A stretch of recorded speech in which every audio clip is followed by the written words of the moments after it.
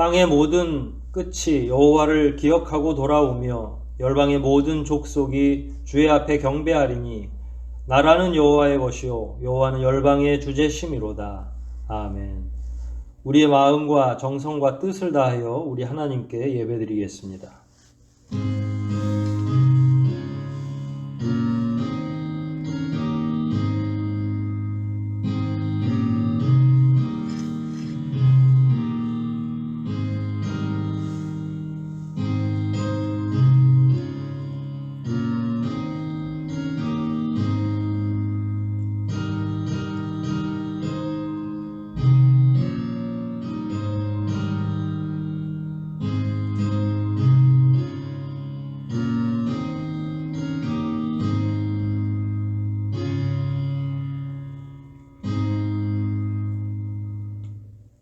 자비하시고 거룩하신 아버지 하나님, 하나님 아버지의 귀한 손길로 지나간 한 주간도 주의 자녀들을 보살펴 주시고 이처럼 새로운 한 주를 주님 안에서 시작할 수 있도록 모든 은총을 베풀어 주심을 인하여 감사와 찬양을 돌리옵나이다. 이 시간 저희들 주님 앞에 오직 성령과 진리로 예배할 때에 성삼위 하나님께서만 이 예배를 흠양하여 주시옵소서. 예배의 시중을 오직 주님께 의탁하오며 우리 구주 예수 그리스도 이름 받들어 감사하며 기도하옵나이다. 아멘. 함께 찬송 부르시겠습니다. 함께 하실 찬송은 2장입니다. 2장 함께 찬송하십니다.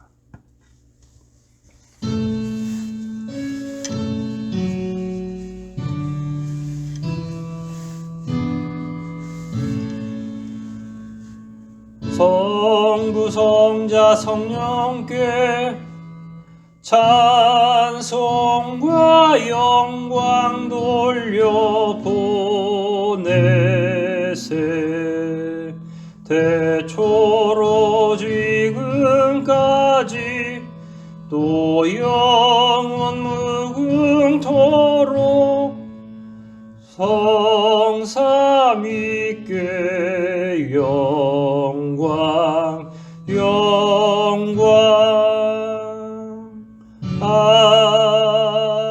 아멘.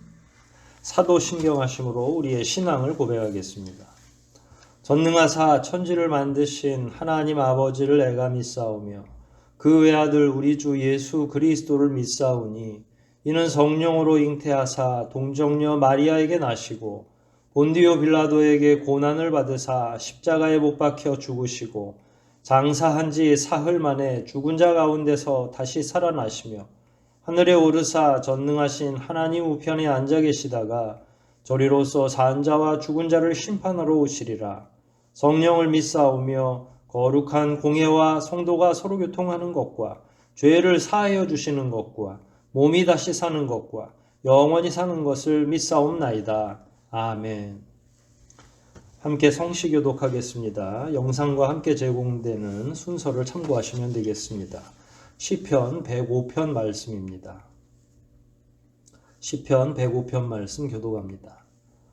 여호와께 감사하며 그 이름을 불러 아뢰며 그 행사를 만민 중에 알게 할지어다. 그에게 노래하며 그를 찬양하며 그의 모든 기사를 말할지어다. 그 성호를 자랑하라. 무릇 여호와를 구하는 자는 마음이 즐거울지로다. 여호와와 그 능력을 구할지어다. 그 얼굴을 항상 구할지어다. 그 종 아브라함의 후손 곧 택하신 야곱의 자손 너희는 그의 행하신 기사와 그 이적과 그 입의 판단을 기억할지어다. 그들을 인도하여 은금을 가지고 나오게 하시니 그 지파 중에 약한 자가 하나도 없었도다. 그들의 떠날 때에 애굽이 기뻐하였으니 저희가 그들을 두려워함이로다. 여호와께서 구름을 펴사 덮개를 삼으시고 밤에 불을 밝히셨으며 그들이 구한 즉 매출하기로 오게 하시며 또 하늘 양식으로 그들을 만족해 하셨도다. 반석을 가르신즉 물이 흘러나서 마른 땅에 강같이 흘렀으니 이는 그 거룩한 말씀과 그 종 아브라함을 기억하셨음이로다. 그 백성으로 즐거이 나오게 하시며 그 택한 자로 노래하며 나오게 하시고 열방의 땅을 저희에게 주시며 민족들의 수고한 것을 소유로 취하게 하셨으니 이는 저희로 그 율법을 지키며 그 법을 좇게 하려 하심이로다. 할렐루야. 아멘. 이 시간 우리 지나간 한 주를 생각하시면서 회개의 기도를, 새로운 한 주를 기대하는 마음으로 간구의 기도 드리시겠습니다. 기도 후에 김호경 집사님 기도 인도해 주시겠습니다.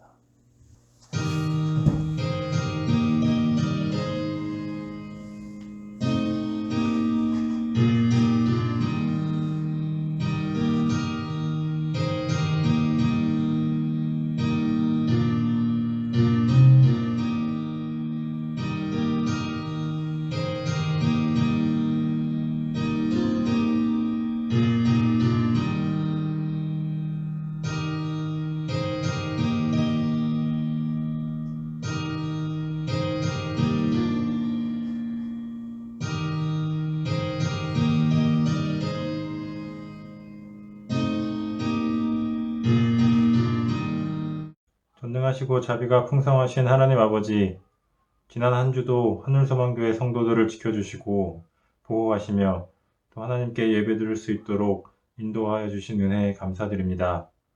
저희가 지난 한 주간 세상에서 그리스도인의 증인으로 빛과 소금의 역할을 올바르게 수행하였는지 다시 한번 돌아보면 우리 속에 있는 옛사람의 본성과 또 죄를 향한 욕망으로 인해서 하나님의 뜻과 그 나라가 우리 마음속에서 가리워지고 때로 세상 사람들과 동일한 삶의 열매를 가지고 주님 앞에 나온 것 같아 송구한 마음을 이 시간 고백합니다. 성령께서 이 시간 그리스도의 십자가의 구속하심을 저희들의 심령에 다시 한번 떠오르게 하여 주시고 각 사람에게 회개의 영을 부어주시기를 소망합니다. 그리하여서 우리의 본이 되시는 예수 그리스도를 본받아 우리의 생각과 또 감정과 우리의 의지가 그분을 닮아 새롭게 성장하는 믿음의 성숙함이 각 사람에게서 다시 한번 시작되기를 소망합니다.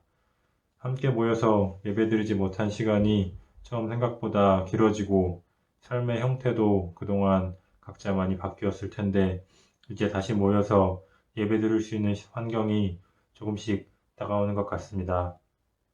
그 시간 동안 저희들 하나님의 말씀을 기대하면서 나아갈 때에 저희들이 다시 붙잡고 살아가야 할 하나님의 방법을 새롭게 배우게 하여 주시고 실천하며 살아갈 수 있는 힘까지도 허락해 주시기를 기도드립니다. 말씀대로 살아가는 단순하고 신실한 삶이 저희들의 것이 될 수 있도록 소망하며 모든 기도를 우리의 구원자 되신 예수님의 이름으로 기도드립니다. 아멘. 하늘에 계신 우리 아버지여, 이름이 거룩히 여김을 받으시오며 나라의 임하옵시며 뜻이 하늘에서 이룬 것 같이 땅에서도 이루어지이다. 오늘날 우리에게 일용할 양식을 주옵시고 우리가 우리에게 죄 지은 자를 사하여 준 것 같이 우리의 죄를 사하여 주옵시고 우리를 시험에 들게 하지 마옵시며 다만 악에서 구하옵소서. 대개 나라와 권세와 영광이 아버지께 영원히 있사옵나이다. 아멘.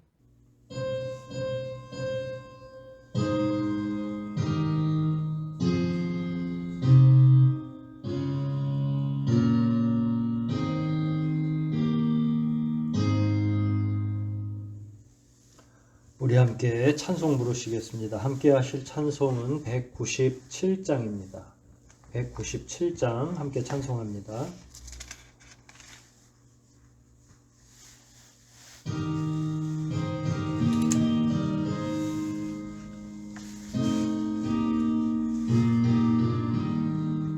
이 세상 험하고 나 비록 약하나 늘 기도 힘쓰면 큰 권능 얻겠네. 주의 은혜로 대속하여서 피와 같이 붉은 죄 눈같이 희겠네. 주님의 권능은 한없이 크오니 돌같은 내 마음 곧 녹여주소서. 주의 은혜로 대속하여서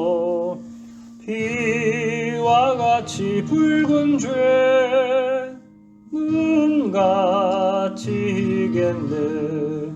내 맘이 약하여 늘 넘어지오니 주 예수 힘주사 굳세게 하소서.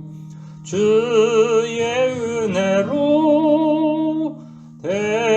대속하여서 피와 같이 붉은 죄 눈같이 희겠네. 죄 사함 받은 후 새 사람 되어서 주 앞에 서는 날 늘 찬송하겠네. 주의 은혜로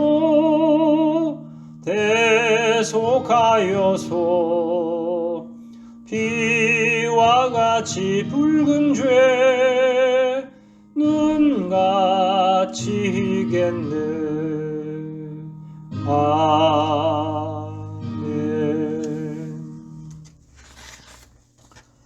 예, 교회 소식 전합니다. 코로나 관련해서 아마 이제 주일 예배 끝나고 월요일이나 화요일쯤에 이제 위드 코로나가 되든 어떻든 이제 뭐 방역 방침이 좀 변하고 일상으로 돌아갈 수 있는 준비를 하리라 이렇게 생각이 됩니다. 그렇게 되면 그 발표와 동시에 이제 저희들도 함께 대면해서 예배를 드릴 수 있지 않을까 이렇게 생각이 됩니다만은 아직은 조심스러운 예측이고 늦어도 11월 둘째 주 정도부터는 함께 예배할 수 있지 않을까 이렇게 조심스럽게 생각해 봅니다.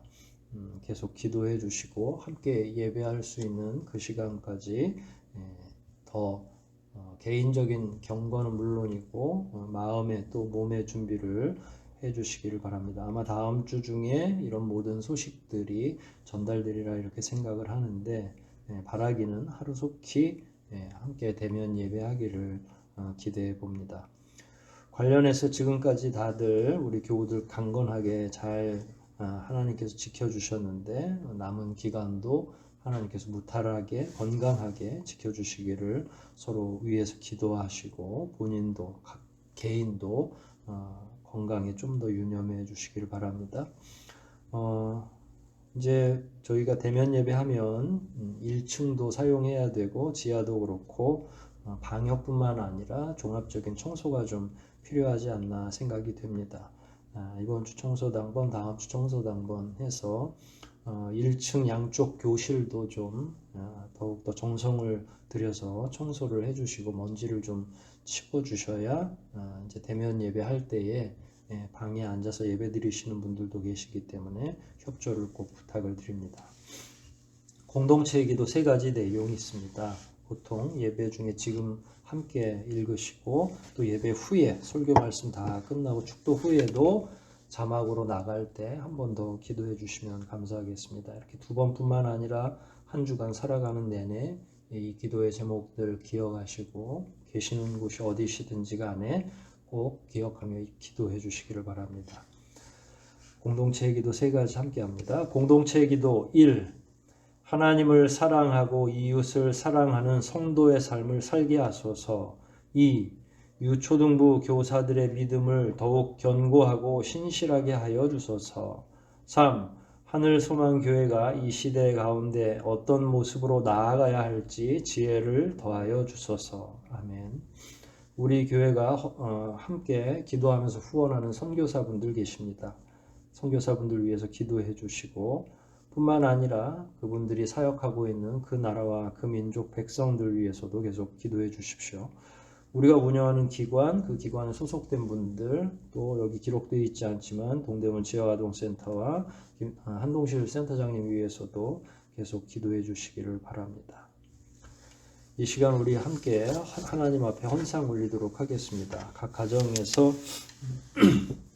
헌상에 동참해 주시고요.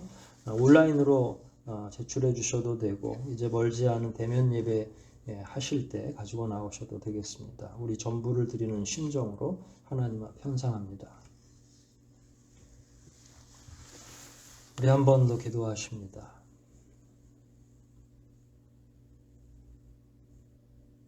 자비하시고 거룩하신 아버지 하나님,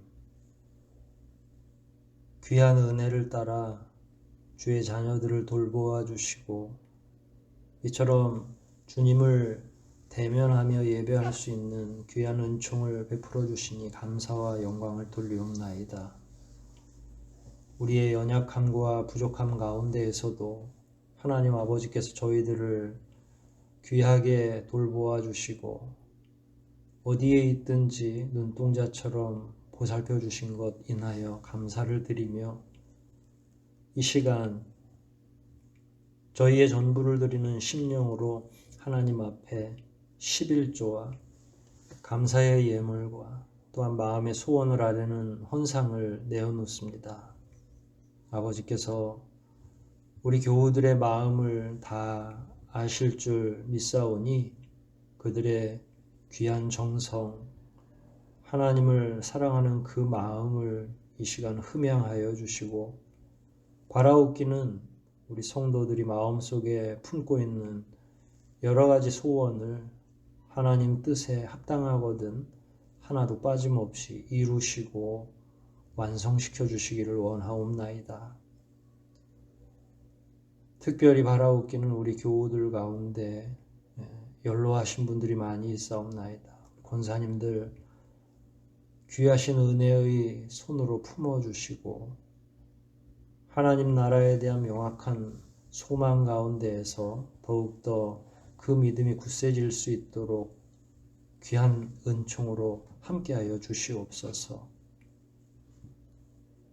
뿐만 아니라 몸이 연약해져 있는 성도들을 위해서도 기도하오니 그들의 손과 발에 힘을 공급하여 주시고 하나님 안에서 믿음을 가지고 기도할 때에 지금 당하고 있는 여러 가지 육체적인 질고를 아버지께서 성령의 능력으로 말끔히 씻어주시며 그 이전 그 어느 때보다 더욱더 명확한 믿음, 강건한 믿음으로 아버지 앞에 나아가게 도와주시고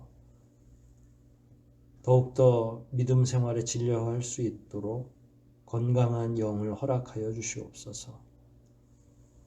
경제적인 문제 때문에 기도하는 성도들도 많이 있사옵나이다.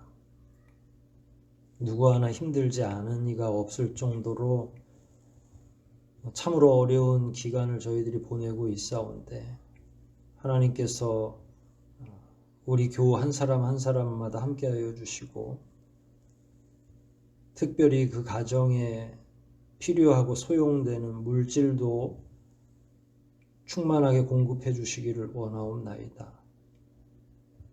아버지께서 선택하신 한 사람 한 사람 또는 한 족속 한 족속을 늘 아낌없이 지지해 주시고 매 순간마다 귀하신 은혜로 함께해 주셔서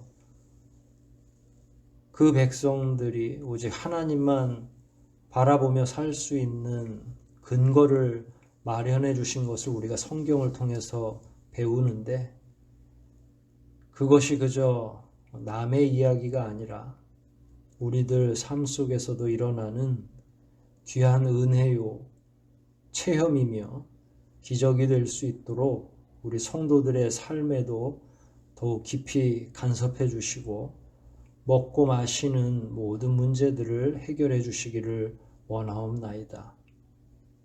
우리가 아무리 고민하고 염려할지라도 어느 것 하나 그 고민과 염려로는 이룰 수 없사오나 하나님 아버지께서 함께 하신다면 분명히 그 능력으로 말미암아 궁핍하던 우리의 삶이 펼쳐질 수 있고 연약하고 불안한 우리의 생활이 더욱 든든한 기초 위에 세워질 수 있는 줄 믿사오니 주의 자녀들에게 지혜와 명철을 더하여 주시고 크신 은혜 그 능력으로 덧입혀 주시옵소서.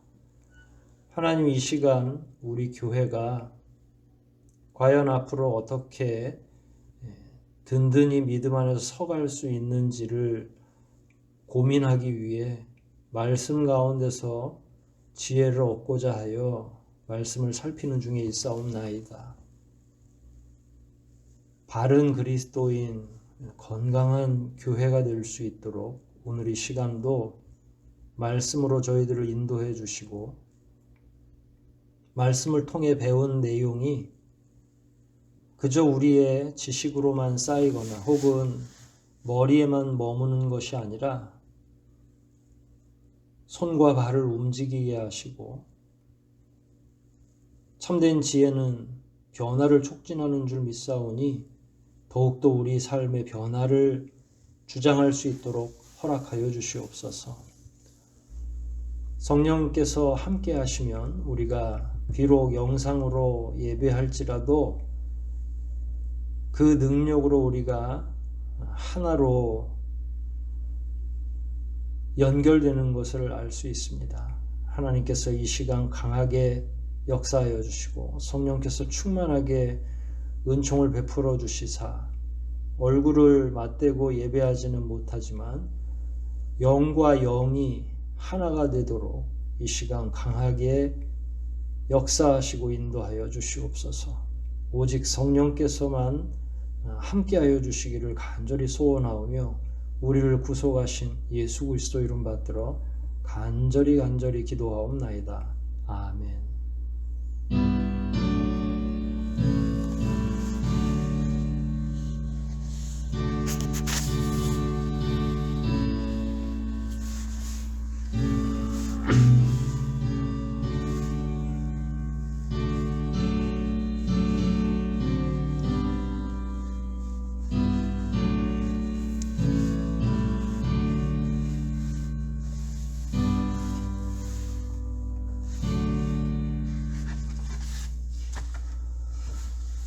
이 시간 하나님 말씀 함께 읽고 말씀을 좀 나누도록 하겠습니다. 신약 성경 데살로니가 전서 1장입니다. 데살로니가 전서 1장 9절과 10절 말씀을 우리 함께 한 목소리로 봉독하고 말씀을 살피도록 하겠습니다. 9절 10절 한 목소리로 합독하겠습니다. 읽기를 시작합니다.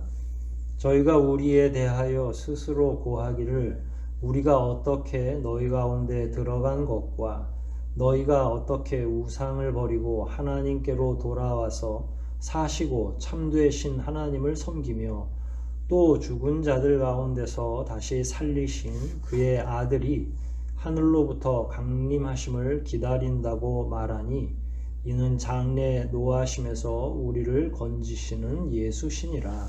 아멘.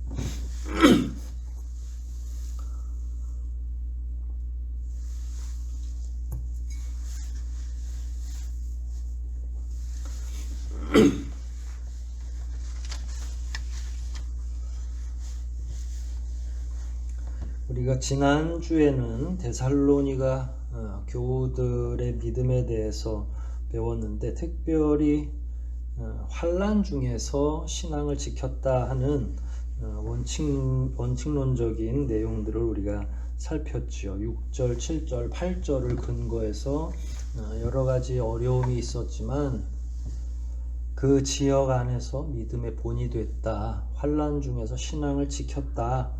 라고 하는 내용을 살펴봤습니다. 그런 소문이 8절 말미에 보면 각처에 퍼져서 이미 이제 뭐 더 이상 말을 첨가할 필요도 없이 주변에 있는 모든 사람들이 데살로니가 교회와 그 교우들이 행한 그 여러 가지 좋은 선례들에 대해서 이야기 나누는 중에 있다. 거기다 무슨 말을 덧붙일 수 있느냐라고 하는 내용으로 8절까지를 살폈고요. 이제 오늘 9절과 10절은 그랬을 때 도대체 어떤 소문이 난 거냐. 뭐 좋은 소문 이렇게 이야기하는데 좋은 소문도 어떤 이렇게 나눌 수가 있잖아요. 그래서 오늘은 9절과 10절의 내용은 그 소문의 내용 과연 어떤 소문이, 어떤 내용이 데살로니가 교회에서 일어난 건지, 도대체 주변의 사람들은 왜 칭찬을 하는지, 그 가장 중요한 이유, 원인, 또 그 세 가지의 소문의 내용, 같은 말입니다. 이것을 오늘 한번 살펴보도록 하겠습니다. 읽을 때는 사실 분절해가지고 의미를 생각하기가 어렵죠. 그러나 다시 눈으로 한번 보시면서 9절과 10절을 보시면서 어떤 내용이 소문으로 났을까 한번 우리 스스로가, 우리 각자가 한번 생각해 보십시오. 10초, 20초라도 좋으니까 제가 그러면 띄어서 한번 읽어볼게요. 9절. 저희가 우리에 대하여 스스로 고하기를 우리가 어떻게 너희 가운데 들어간 것과, 요게 하나예요. 어떻게 들어간 것. 두 번째로 너희가 어떻게 우상을 버리고 하나님께 돌아와서 사시고 참되신 하나님을 섬겼는가. 하나님 섬긴 것 두 번째가 그거고요. 세 번째는 또 10절이에요. 죽은 자들 가운데서 다시 살리신 그의 아들이 하늘로부터 강림하심을 기다린다고 말한다. 그리고 이 기다림의 대상이 되는 건 장래 우리를 진노하심으로부터 구원할 수 있는 바로 그 예수다. 이렇게 부가적인 게 있죠. 사실은 문장 안에서 전체를 다 이해하려고 하면은 안 되고 그 안에 주요한 목적어들이 있잖아요. 첫 번째로는 바울의 일행을 기쁨으로 맞이해 준 것. 두 번째로는 우상을 버리고 하나님을 믿게 된 것. 세 번째는 예수를 기다리는 것. 뭐 이렇게 요약을 하시면 돼요. 그 본문 개역 성경이 조금 불친절하게 이게 벌써 이제 번역된 지가 꽤 됐잖아요. 그러니까 지금의 언어를 사용하는 우리 입장에서는 조금 불친절하게 보이죠. 옛날 언어들, 옛날 용어들로 이렇게 번역이 되어 있어서. 근데 요즘 번역으로 읽어보면 조금 더 쉽게 이해가 됩니다. 하나하나를 살펴보면 방금 전에 세 가지 다 말씀드렸죠. 첫 번째로는 바울 일행을 데살로니가 교회 교우들이 굉장히 환대했다, 따뜻하게 맞이해 줬다라는 거예요. 두 번째로는 같은 구절 안에 있는데 우상을 버리고 어디로 돌아선 겁니까? 하나님께로 돌아선 것. 그게 또 소문으로 여기저기 난 거예요. 세 번째 10절인데 그건 뭐 짤막하게 요약하셔야 돼요. 그걸 뭐 구구절절히 다 생각하실 필요는 없고 아주 요약하면 누구를 기다리는 거예요? 다시 오실 예수 그리스도. 부활 승천하셨고 다시 오셔서 우리를 구원하실 그 재림 예수에 대한 소망이 그들에게 충만했다. 데살로니가 교회.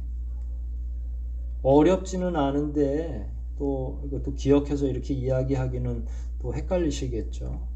환대한 것, 하나님을 믿는 회심, 세 번째로는 재림 예수에 대한 소망을 가지고 있는 거, 이렇게 이해를 하시면 됩니다. 오늘은 이 세 가지를 하나하나 살펴보고 이게 뭘 그렇게 대단한 걸까?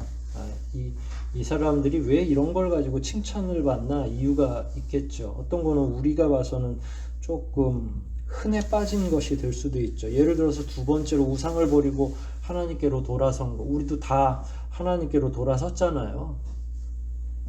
세상에 대해서 기본적으로 가지고 있던 생각들을 제거해버리고 하나님께로 돌아선 거잖아요. 그러니까 뭐 그렇게 이게 칭찬받을 일인가 라고 생각하지만 그들이 가지고 있는 배경적인 상황들을 좀 이해하면 이게 대단히 칭찬받을 만한 일이구나, 이런 걸 좀 아실 수 있습니다. 그래서 오늘은 이 세 가지를 이 성경의 배경 지식과 더불어서 살피면서 바울이 이들을 칭찬하는 근본적인 이유가 무엇인지를 좀 더 깊이 있게 공부해 보려고 합니다. 제일 먼저 9절 초반부입니다. 저희가 우리에 대하여 스스로 고하기를, 지금부터 잘 보시면 번역이 좀 어려운데, 우리가 어떻게 너희 가운데 들어간 것, 어떻게 너희한테 들어갔는지, 이게 사실은 진짜 불친절한 번역인데, 요즘 번역은 뭐냐면 우리가 여러분을 방문했을 때 여러분이 우리를 얼마나 어떻게 환대해 주었는지, 환영해 주었는지 이 내용이에요.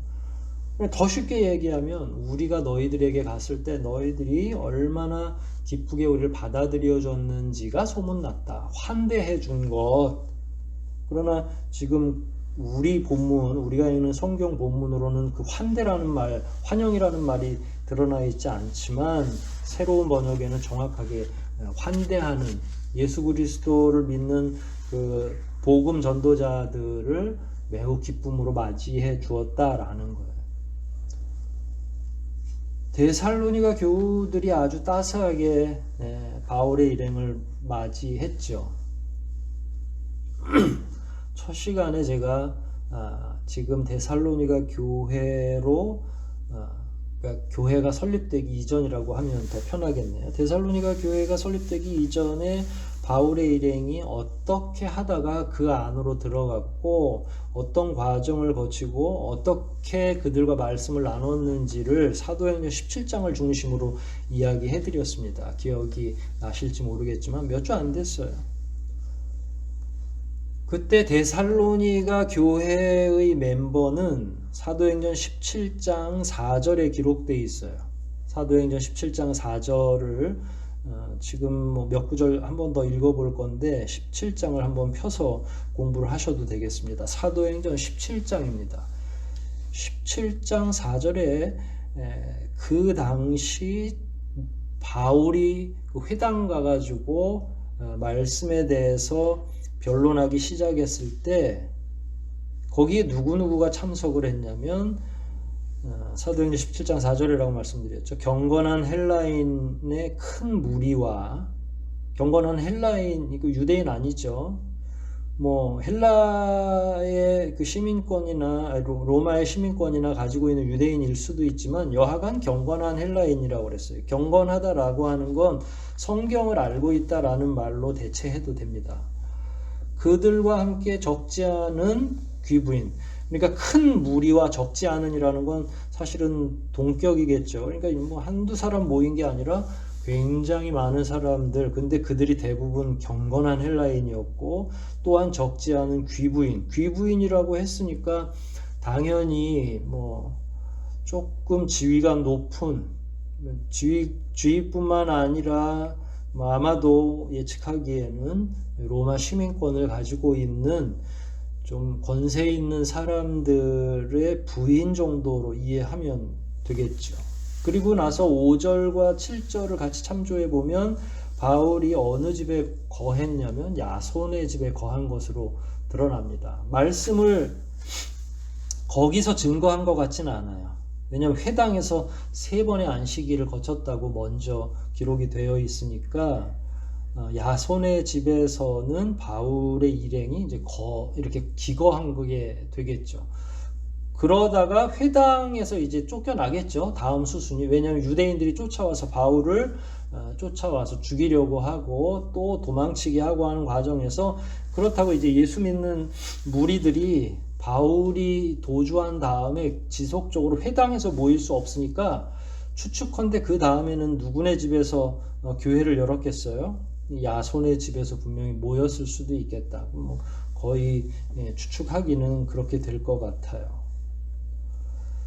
여하튼 데살로니가에 갔을 때 이런 정황들이 있어요. 이런 사람들이 모였고 야손의 집에서 기거하고 있었고, 근데 바울의 일행이 데살로니가에 오기 직전까지 어떤 상황이었냐면, 여러분들 사도행전 16장을 보시면 거기서 이제 다양한 사건 사고를 만나게 되고 그 다음에 데살로니가로 가는데, 직전에 사실은 빌립보를 갔어요. 빌립보 하면 아시다시피 그 자주장사 루디아 기록이 나오죠. 지난번에도 한번 말씀을 드렸고요. 그런데 그런 좋은 얘기만 있는 게 아니라 빌립보에서 바울이 그 귀신 들린 여종을 구해줍니다. 그런데 그 귀신 들린 여종을 옆에서 건사해주면서 일종의 그 복채를 받는 사람들이 있었죠. 그래서 그 사람들이 막 신고해가지고 바울이 어떻게 됩니까? 빌립보 감옥에 갇히게 되죠. 그러다가 이제 감옥에 갇혔을 때 바울과 실라가 뭐 신나게 노래하고 해서 찬양을 드린 거죠. 노래라는 게. 그러니까 하나님 찬양하고 하니까 막 옥문이 막 열리고 땅에 지진이 일어나고 들썩들썩하고 간수들은 막 이미 바울의 일행이 도망간 줄 알고 목숨을 끊으려고 하기도 하고 여차저차히 해서 결국은 바울이 감옥에서 나오게 되죠. 근데 감옥에서 그냥 그야말로 재판을 거쳐서 나온 게 아니라 성령이 나가라고 하신 거잖아요. 지진을 일으켜서 옥문을 열어놓은 건 나가라라고 하는 말씀이죠. 그러니까 하나님께서 나가도록 하셨으니까 뭘 거기서 또 계속 기다리면서 재판을 받을 수도 없고요. 그래서 도망 나와가지고 간신히 나와서 도주하다시피 해가지고 당도한 곳이 어디라는 거예요? 데살로니가 교회라는 거죠. 그러면은 감옥에서 아무리 바울의 일행이 찬양하고 뭐 신나게 하나님의 능력을 그야말로 체험했다 할지라도 감옥에 있다가 나온 거잖아요. 그 당시에 감옥이라는 게 뭔가 제대로 갖춰져 있고 뭐 먹을 것도 잘 주고 하는 게 아니라 우리나라도 사실은 근대 초기까지 계속 그랬죠. 무법천지입니다. 아무리 공권력이 있고 해도 감옥에 갇히게 되면 그냥 간수들 마음에 안 들면 막 때리고 폭행을 가할 뿐만 아니라 먹을 것도 안 주고 고문도 하고. 그러니 2000년 전엔 얼마나 더 했겠어요. 무슨 법이 정확하게 있어서 인권을 생각하고 제때 밥을 주고 뭐 따뜻하게 해주고 하는 뭐 그런 게 어디 있겠습니까? 이런 당시에 감옥에. 그러니까 무척 고통스러운, 그러니까 찬양을 했기 때문에 고통스럽지 않다고 생각하시면 착각이라는 걸 제가 길게 말씀드리는 겁니다. 그런 고통 가운데 있다가 바울을 맞이해 준 게 바로 데살로니가 교회예요. 그런 가운데 바울을 환대를 해줬다고 그랬잖아요. 그런데 사실은 바울 입장에서는 매우 감사한 일이죠. 바울의 일행들 입장에서는 환대를 해주는 게 얼마나 고마워요. 그 직전까지만 해도 막 중내산해하고 도망치고 감옥에 갇혀있고 어떻게 될지를 모르는데 도망쳐 나왔는데 다른 지역에 갔더니 막 엄청나게 따뜻하게 환영해주고 먹을 것도 그렇고, 조금 전까지는 감옥에 있었지만 이제는 야손의 집에 머물면서 좀 편안하고 안식을 누릴 수 있는 거죠. 야손이 부자였던 거는 맞습니다. 왜냐하면 이 일행들, 바울의 일행들을 맞이해서 야손이 굉장히 곤란을 당하죠. 유대인들이 와서 말도 안 되는 죄로 야손을 고발을 합니다. 그러니까 가이사를 믿지 않고 거역하게 하는 다른 왕을 믿도록 하는 자들을 야손과 그 일행들이 감춰줬다라고 해서 야손을 일종의 고발을 해서 야손이 잡혀가죠. 근데 야손이 잡혀가서 보석금을 내고 나옵니다. 그러니까 가난한 사람은 아니에요. 뭐 그렇다고 뭐 얼마나 큰 부자인지는 모르지만 보석금을 내고 나올 정도로.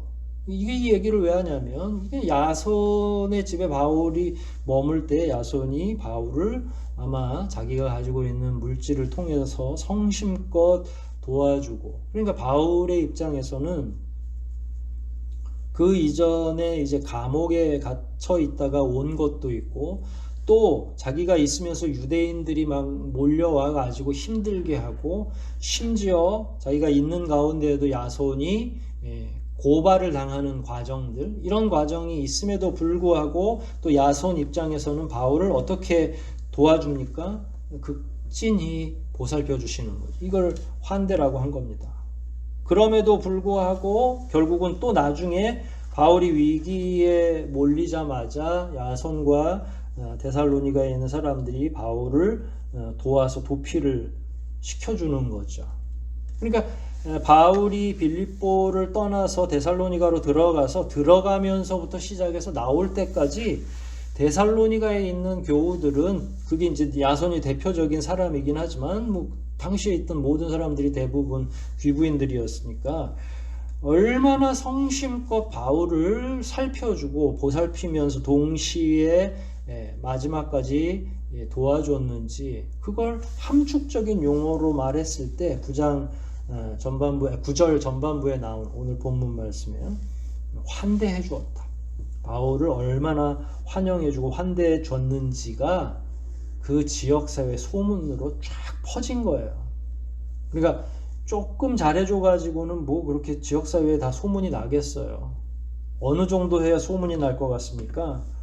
제가 봐서는 아마 떠날 때에 전별금까지, 전별금이 이제 마지막 이별할 때에 일종의 차비조로 주는 거죠. 근데 바울이 본인 스스로가 벌어서 복음 사역을 하는 사람이거든요. 일명 텐트 메이킹이다.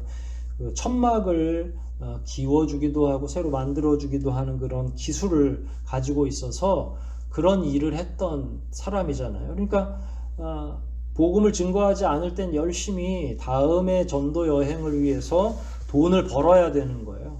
근데 돈이 없으면 먹을 것도 그렇고 숙식이 잘 해결되지 않는 거죠. 왜냐하면 복음을 증거하다 보면 또 일을 잘 못하게 될 거 아닙니까? 이러니까 전별금을 줘서 복음 사역에 도움을 주려고 했던 것으로 이렇게 생각이 됩니다. 그러니까 바울 입장에서는 은인 중에 은인을 만난 거죠.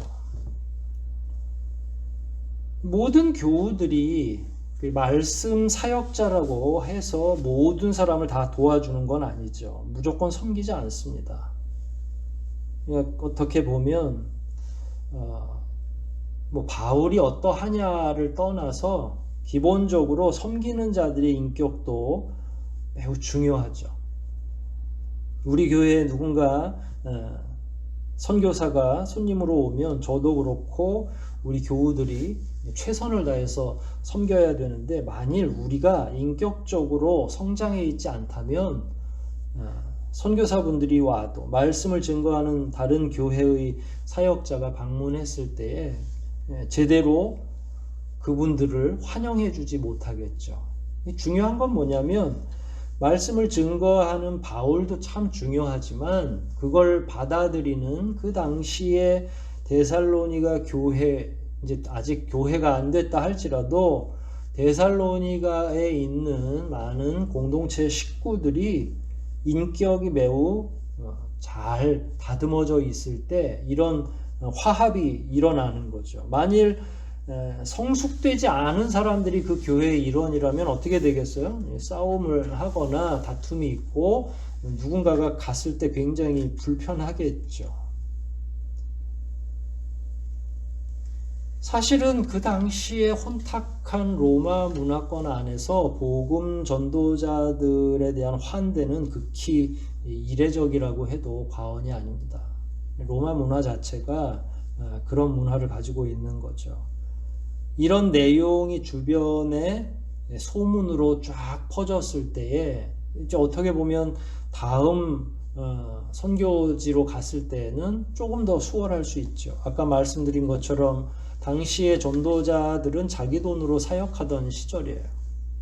직업을 가지고 그 직업에 종사하면서 선교 비용을 만들어내고 그 비용이 만들어지면 다음 선교 사역을 떠나게 되는 거죠. 하지만 이런 환대하는 손길들이 있어서 때로는 매번 길거리에서 자다가 간혹 좋은 잠자리가 제공되기도 하고, 매번 딱딱한 빵을 먹다가 데펴져 있는 좋은 음식을 먹을 수 있는 거죠. 누군가가 이렇게 환대를 해주기 때문에 그렇습니다. 잠자고 먹는 것도 쉽지 않은 그런 선교사의 전도자들의 삶인데, 데살로니가 교회 교우들이 그런 사람들을 극진히 대접해주고 마지막 안전하게 도망할 수 있도록 해줬다라고 하는 건 너무나 귀하고 중요한 일이고, 그 내용이 이제 주변의 소문으로 쫙 퍼지기 시작했다는 거예요. 그것을 이제 바울이 첫 번째로 칭찬을 한 거고요. 두 번째로 칭찬한 건 9절 중반부부터 있는 거죠. 뭐 내용을 요약하면 우상을 숭배하던 너희들이 어떻게 하나님을 일순간에 그렇게 섬기게 됐는지, 이게 굉장히 칭찬받아 마땅하고 소문이 난 것이다 라고 하는 말이에요. 원래 로마는 다른 민족의 종교를 탄압하거나 강압적으로 하는 민족은 아닙니다. 왜냐하면 제국 자체가 너무 넓어서 종교나 혹은 문화적인 일들을 간섭하기 시작하면 이제 걷잡을 수 없이 막 폭동이 일어나거나 하면 로마의 중심에서 거기까지 매번 군대를 파견해야 되는데 불가능하잖아요. 그러니까 대부분 그냥 수용하는 입장입니다. 다민족, 다종족, 다신주의 뭐 이렇게, 그리고 혼합주의 정책을 쓰기 때문에 타민족의 경우에 가지고 있는 종교도 그냥 적당히 인정하는 거죠. 하지만 그렇다고 해서 자기들의 내부를 결속하는 그 신의 세계가 흔들리는 건 아니에요. 로마는 아무튼 주피터 신을 가장, 이제 그리스 로마 신화의 제우스라고 나오죠. 그게 주피터 신으로 대치되는 거고요. 동등입니다. 그랬을 때 로마 내부의 그야말로 우상이라고 하면 주피터 신을 비롯해서 다신들, 거기에 나오는 신화에 나오는 모든 신들이 다 로마의 신이었던 거예요. 물론 최고의 신은 주피터라고 말씀을 드렸죠. 국가적으로 이 신전에서, 주피터 신전에서 제사를 지내기도 하죠. 이 사람들은, 로마 사람들은 그냥 그 문화 자체에 이 다신 문화가 그대로 젖어 있습니다. 남의 것을 간섭 안 한다 뿐이지 본인들 세계관은 매우 투철하고 분명한 사람들이죠. 아주 작은 일상부터 전쟁에 이르기까지 신이 포함되어 있지 않은 곳이 없어요. 모든 것이 신들에 의해서 운영된다고 생각하고 있고, 따라서 모든 것이 신화와 연결되는 거죠. 자기들은 로마의 신들이 돌보아 준다고 생각하는 거예요. 이런 사고가 하루아침에 형성되는 건 아니죠. 오랜 세월 동안에 로마인들의 머릿속에, 사상 속에, 삶 속에 완전히 뿌리박혀 있는 거예요. 다신 사상은 곧 로마의 문화라고 할 수 있습니다. 데살로니가도 속주이기 때문에 비슷하죠. 9월이면 주피터 신전에서 모여가지고 사람들이 성대하게 신전 제사를 지냅니다. 로마의 대표적인 문화 가운데도 있고요. 이런 상황에서 하나님을 소개받은 거죠. 기본적으로 로마 문화는 로마 신화를 기반으로 했다고 말씀을 드렸죠. 거기에는 다신 문화입니다. 그럼에도 불구하고 하나님은 유일신이시잖아요. 온 세계를 창조하신. 그러니까 하루아침에 이게 바뀔 수가 있겠는가 하는 거예요. 사실 의문의 여지가 있죠. 어떻게 3주 안에 그동안 수십 년 동안, 만약에 그 교인들의 연령이 한 40대, 50대라면, 그래도 적어도 개인적으로 보면, 그 사람들 각각의 개인으로 보면 4, 50년 동안 그야말로 삶 속에서 완전하게 젖어 있는 로마 문화에, 그리고 로마 신화의 세계관 속에 완전히 녹아져 있는 거거든요. 그런데 하나님 믿으라고 해서 그게 3주 동안 복음을 증거했다고 하는데, 그 3주 동안 매일매일 모인다고 해서 평생을 자기가 가지고 있는 세계관에서 빠져나와서 하나님을 수용한다, 하나님을 믿는다, 이게 쉽지 않은 거죠. 그럼에도 불구하고 예수 그리스도를 믿고 하나님을 유일한 아버지 하나님으로, 나머지 자기들이 그동안 가지고 있었던 신화적 세계관은 전부 버리는 거죠. 그랬을 때에 이렇게 놀랄 만한 변화, 전적으로 하나님을 섬기는 방식으로의 변화는 잘 설명되지 않죠. 설명할 수 있는 건 딱 하나죠. 성령의 개입이 있는 거예요. 이런 내용들은 당연히 칭찬받아 마땅하죠. 물론 성령께서 하신 일이지만 그야말로 한 번 뜨겁고 마는 것이 아니라, 심지어 3주 안에 자기들을 가르쳤던 선생이 다른 지역으로 옮겨야 하고, 그럼에도 불구하고 자기들이 받은 그 은혜를 계속 지속하는 것. 왜냐하면 바울이 디모데를 통해서 나중에 다시 소문을 다 모아오도록 하고 디모데가 가잖아요. 그런데 갔는데 거기서 여전히 그 사람들이 계속 하나님을 믿고 있는 거예요. 그러니까 한순간에 이제 일종의 부흥회 할 때는 마음이 뜨겁다가 부흥회 끝나면 마음이 식는 것처럼 싹 사그라든 게 아니라 바울의 일행이 한참 멀리 떠나갔고 한 시간도 굉장히 오랫동안 헤어져 있는데 그 이후에 가서 봤더니 스승이 없음에도 불구하고 계속 그 신앙을 유지하고 있는 거예요. 그러니까 두 가지가 같이 진행되는 겁니다. 한 번에 이렇게 변화받기도 어려운데 그 변화받은 것도 너무 놀랍고 또한 그 변화받은 것이 일순간에 뜨겁다가 마는 게 아니라 끊임없이 계속 유지되고 있는 것, 변화받는 것도 놀랍고 유지되는 것도 더 놀랍고 그러니 이게 어떻게 칭찬을 안 하겠어요? 이 사람들이 교회에 나오는 주축들이 대부분 성경을 아는 유대인이라면 혹시라도 가능할 수 있죠. 왜냐하면 하나님의 말씀을 미리 알고 있었는데 그 메시아가 예수라는 사실만 딱 대입되면 오히려 쉽거든요. 그런데 아까 이 교회의 구성원에 대해서 다 보셨잖아요. 대부분이 헬라 사람, 귀부인들 이런 사람들이 그 교회의 구성원이었잖아요. 심지어 뭐가 필요해서 공동체로 온 게 아니에요. 초기 예루살렘에 있었던 교회에는 가난한 자들이 많이 왔죠. 그래서 구제하느라고 헬라파 과부와 히브리파 과부들 때문에 혼란이 일어나기도 하고 그들을 돕는 과정에서 막 서로 격돌하기도 했죠. 그때는 뭔가 공급을 받아야 될 사람들이 많이 멤버로 예루살렘 교회의 멤버로 와 있었던 건데 이 데살로니가는 그런 어려움 때문에 교회를 찾은 게 아니라 제가 봐서는 순수하게 하나님의 말씀을 듣고 그 말씀에 복종하려고 온 사람이에요. 무언가 부족해서 하나님께 온 게 아니라 진짜 하나님을 만나고 성령에 의해서 감동받은 사람들이 그 가운데 있는 거죠. 결국 구원을 이루신 하나님께서 그들을 계속 돌보심으로 말미암아 그들의 신앙이 계속 유지되고 있는 거예요. 이건 박수받아 마땅한 일이죠.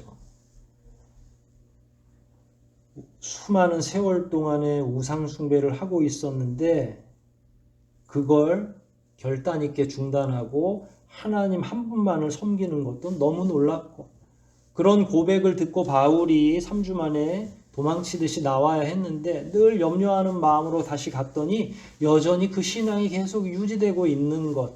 그러니까 첫 번째 환대했던 그 내면에 있는 그 사람들의 인격적 성숙이 두 번째 자기들의 신앙을 계속 지속적으로 유지하는 그래서 그 막 금방 데펴졌다가 냄비같이 금방 식는 게 아니라 이 사람들 안에 있는 그 진지함 그야말로 참된 세계관에 대해서 갈구하는 그 마음 이걸 또 하나님이 귀하게 받아주시고 그들로 하여금 신앙을 계속 유지할 수 있도록 인도해 주시는 이 놀라운 연합 이런 게 서로 교류될 때에 데살로니가 교회가 든든하게 서 있을 수 있는 근거가 되는 거고 결국은 그게 이제 칭찬으로 주변 사람들에게 소문으로 드러나고 있는 거죠.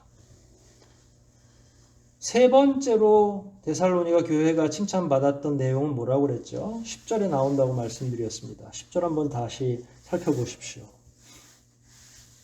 요약하면 어떻게 된다고요? 거기에 나와 있는 모든 내용을 다 부사들은 다 빼고 목적어만 생각하시면 돼요. 예수 그리스도를 계속 기다린다. 우리를 구원하실 예수 그리스도 다시 오실 걸 기다린다 그러니까 이건 재림한다는 걸 기다리는 거죠.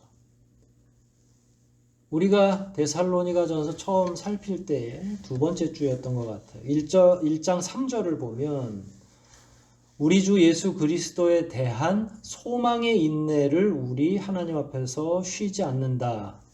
그러니까 소망의 인내, 예수 그리스도에 대한 소망의 인내와 오늘 10절에 나와 있는 재림 예수에 대한 기다림 이게 같은 이야기입니다. 사실은 1장 3절과 연결되어 있는 거예요.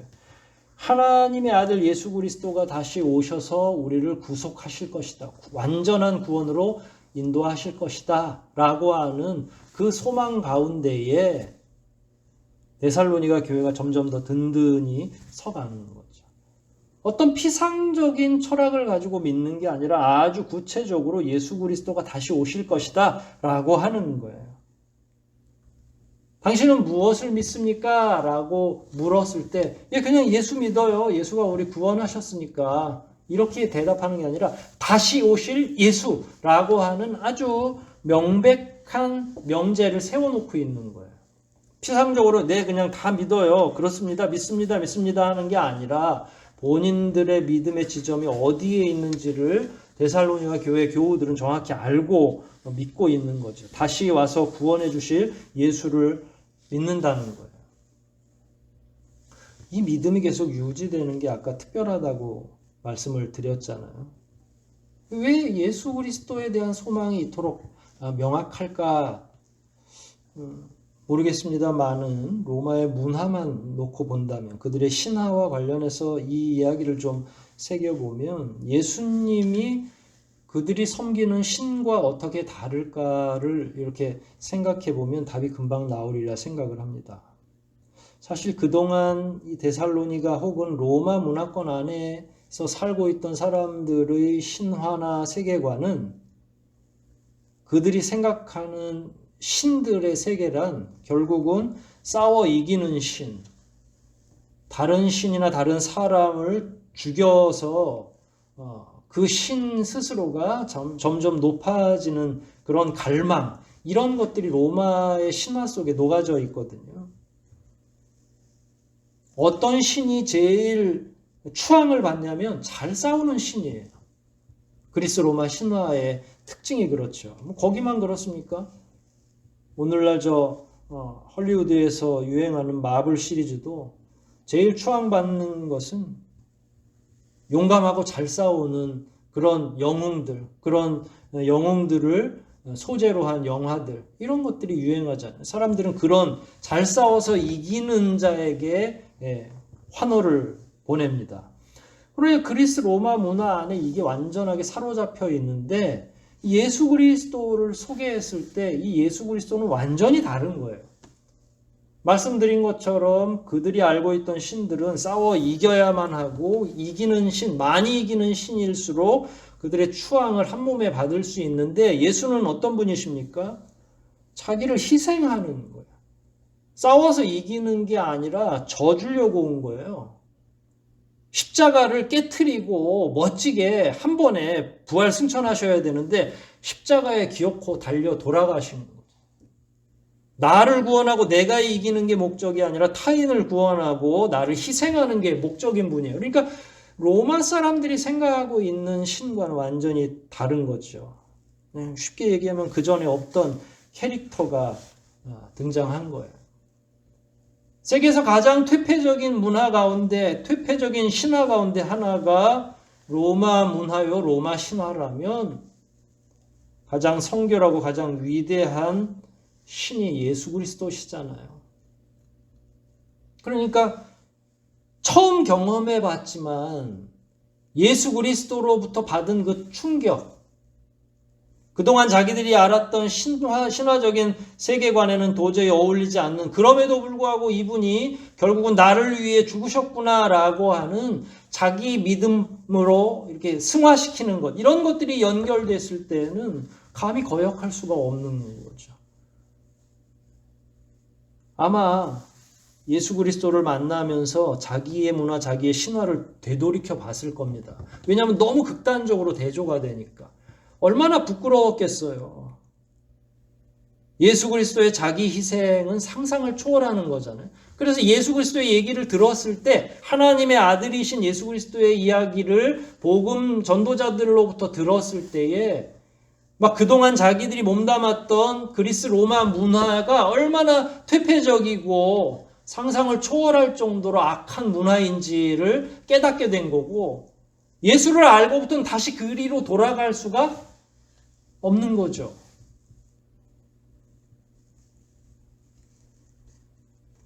그런 예수를 만나고 어떻게 정말로 짐승 같은 과거의 그 더러운 문화와 그 신화 안으로 들어갈 수가 있겠어요. 그러니까 이 사람들은 이젠 어쩔 수 없어요. 예수만 믿을 수밖에 없는 거죠. 그리고 자기를 희생하는 것이야말로 가장 위대하고 가장 싸움에서 이길 수 있는 가장 힘센 신이라는 걸 알게 되는 거죠. 인간이 생각하는 그런 싸움이 아니라 악을 완전하게 제압할 수 있는 그분이 누구냐면 자기들을 구원하신, 그리고 반드시 재림하셔서 앞으로도 또 구원하실 그런 예수 그리스도를 알게 됐고, 그분을 끝까지 신뢰하고 소망으로 그를 기다리는 거예요. 결국 오늘 본문을 이렇게 쭉 보면 순서대로 그게 가능한 거죠. 사역자들을 깊이 섬기고 그들이 증거하는 말씀 가운데 하나님을 확실하게 모셔드림으로 인해서 자기들이 가지고 있던 그 우상들을 완전하게 버릴 수 있는 것. 그 다음에 다시 오실 예수 그리스도를 소망하고 완전하게 예수 그리스도에 몰입하는 것. 이것에 대해서 어찌 바울이 칭찬하지 않겠습니까? 주변에서 어찌 이 사람들을 칭찬하지 않겠어요? 이 사람들 소문이 멀리까지 나가는 건 당연한 것 아니겠습니까? 문제는 이제 오늘날의 현장이 문제인 거죠, 사실은. 오늘날의 교회 현장은 어떻습니까? 매우 건조해 있죠. 조직도 복잡해지고 규모가 성장함에 따라서 많은 문제가 일어나고 있습니다. 하나님의 능력이 없어서가 아니라 인간의 불성실함으로 인해서 교회가 매우 지금 불완전한 상태죠. 복음 전도자를 위해서 배려하거나 반대로 교우들을 위해서 목숨 거는 사역자 역시 찾아보기 어렵죠. 이 시대가 그런 시대입니다. 그럼에도 불구하고 다행인 것은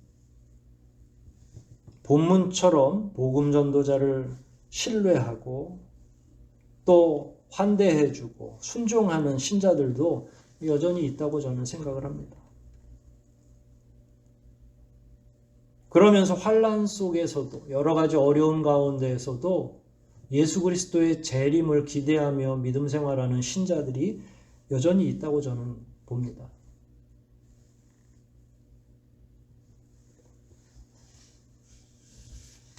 세상이 많이 어려워졌죠.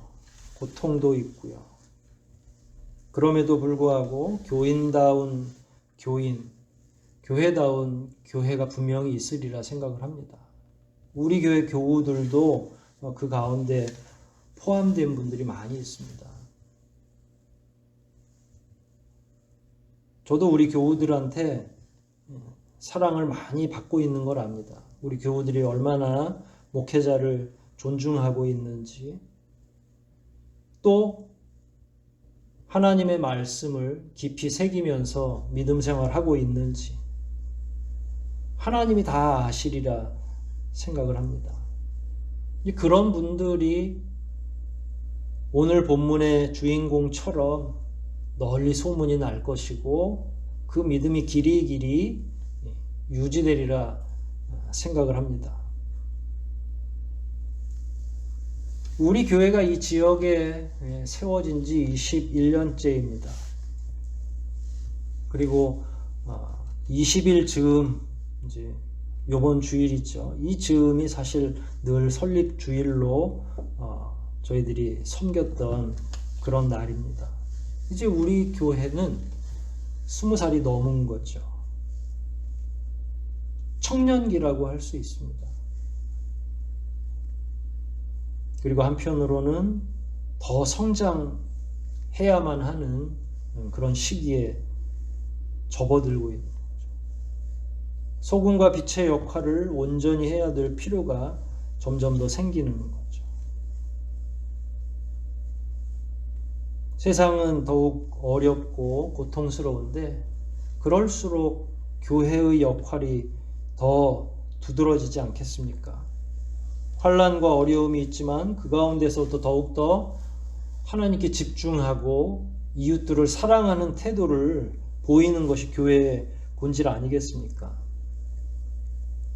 우리 교우들도 데살로니가 교회 교우들처럼 더욱더 복음 전도자들을 위해서 그리고 이웃들을 위해서 같이 교회를 섬기는 다른 교우들을 위해서 항상 기도로 섬기시고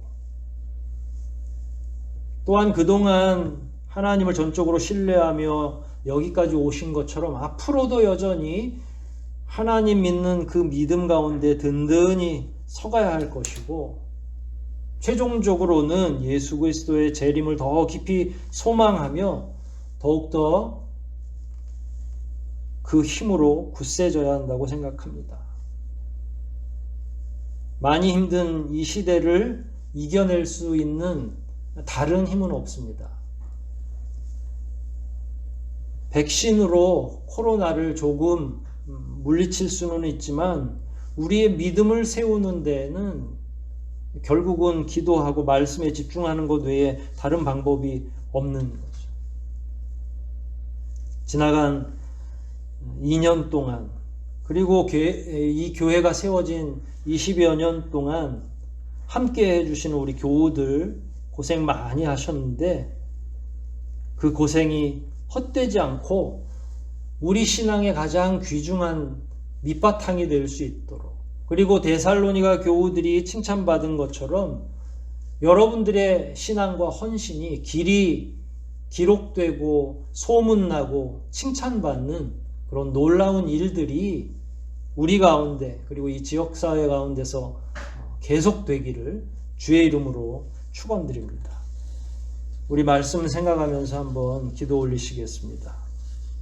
데살로니가 교회 교우들 그리고 공동체를 통해서 하나님이 이루시고자 하는 일 그리고 그걸 바울이 보면서 그들에게 보낸 편지를 통해 그들을 격려하고 칭찬한 일 이런 일들을 하나님께서 하늘소망교회 우리 모두에게도 허락해 주시고 앞으로 남아있는 우리의 인생들이 주님 앞에서 이처럼 칭찬받고 더욱 굳세지는 교우들과 교회 공동체가 되게 해달라고 이 시간 우리 함께 한 목소리로 기도하시겠습니다.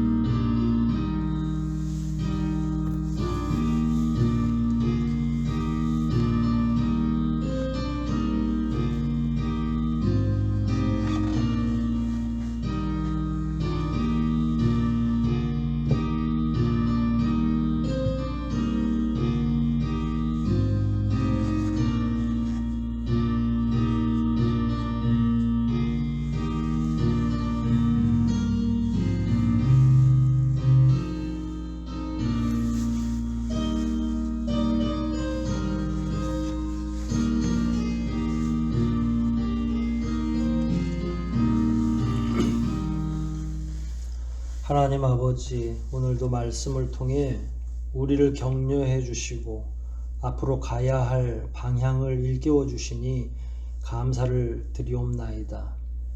데살로니가 교회 교우들이 처음 믿음에도 불구하고 온전한 방향을 설정하고 심지어 예수 그리스도의 재림 신앙까지 가지고 굳게 믿음을 지킨 것을 인하여 저희들 역시 그와 같은 은혜를 받고자 원하오니 우리 한 사람 한 사람에게 성령께서 다가와 주시고 우리가 가지고 있는 믿음을 재점검해 주시고 잘못된 것은 다 버리게 하시고 오직 하나님 사랑하는 그 사랑의 믿음 가지고 나아갈 수 있도록 도와주시옵소서. 저희 하늘소망교회를 이곳에 세우신 지 20여 년이 지났습니다. 이제 저희들이 더욱더 하나님 안에서 깊어지는 믿음의 길로 가야 할 텐데 여러 면에서 부족하고 어려움이 있사옵나이다. 우리 가운데 지혜와 명철을 더하여 주시고 오직 하나님을 중심 삼는 그런 삶으로 그런 가정으로 그런 교회로 든든히 세워질 수 있도록 인도하여 주시옵소서. 교회를 위하여 함께 헌신하는 장로님, 또 안수 집사님들, 권사님들, 집사님들, 그리고 청년들, 교사들 할 것 없이 그들의 간절한 기도와 헌신이 지난 20여 년 동안 이 교회를 지켜왔고 하나님의 말씀에 순종하고자 하는 우리 교우들의 절실한 믿음이 앞으로의 교회를 더욱더 든든하게 할 줄 믿사오니 아버지 하나님께서 우리 교우들의 성실한 믿음을 칭찬하여 주시고 어려움 가운데에서도 믿음 잃지 않고 있는 이들의 믿음을 위로하여 주시옵소서. 그동안 저희들을 살펴주신 귀한 은혜에 감사드리며 또한 앞으로 하늘소망교회의 미래와 이 교회에 소속된 모든 교우들의 강건한 믿음을 아버지께 맡기오니 성령께서 함께하여 주시고 각 개인은 물론이고 우리 교우들이 속한 가정을 잘 살펴주시고 이 교회를 통해 온전하게 그 믿음이 성장할 수 있도록 두루 귀한 은혜로 함께하여 주시옵소서. 모든 것 주님께 의탁하오며 우리를 구속하신 예수 그리스도 이름 받들어 간절히 기도하옵나이다. 아멘. 찬송 부르시겠습니다. 함께 부르실 찬송은 245장입니다. 245장 함께 하십니다.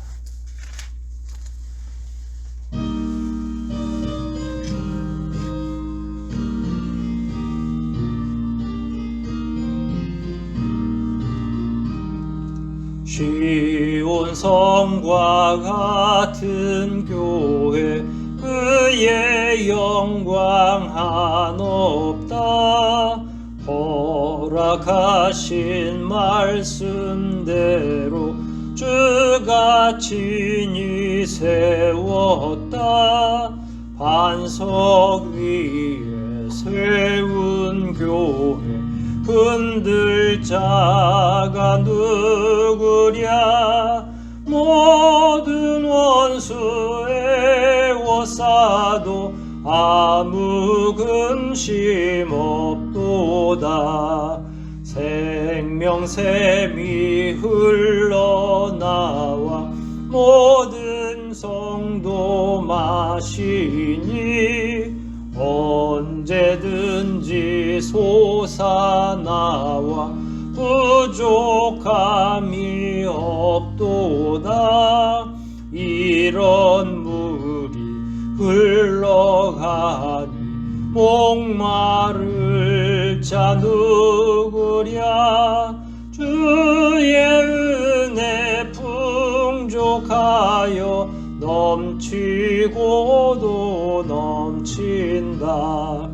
주의 은혜 내가 받아 시온 백성 되는 때 세상 사람 비방해도 주를 찬송하리라. 세상 헛된 모든 영광 아침 안개 같으나 주의 자녀 받을 복은 영원 무궁하도다. 아멘. 구주 예수 그리스도의 은혜와 하나님 아버지의 무한하신 사랑과 교제케 하시는 성령님의 감화감동 교통하심이 데살로니가 교회의 본을 따라 더욱더 성실한 믿음으로 하나님 앞에서 가정과 교회를 위해 더욱더 애쓰고 헌신하기를 다짐하는 주의 모든 사랑하는 자녀들과 그 가정과 속한 사업장과 이 교회와 그리고 하나님께서 특별히 사랑하시는 이 나라와 이 민족 위에 지금부터 영원토록 함께 있어지이다. 아멘.